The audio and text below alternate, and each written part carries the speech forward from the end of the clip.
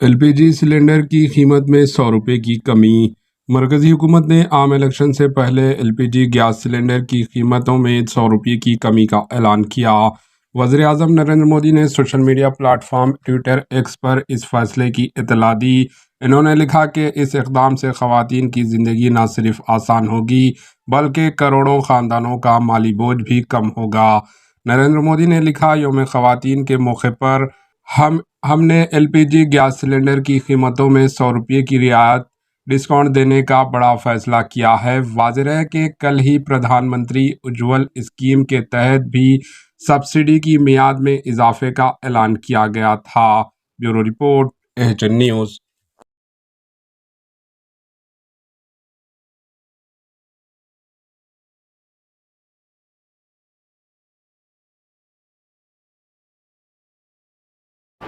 AHN news को like करें, share करें और सब्सक्राइब करना ना भूलें।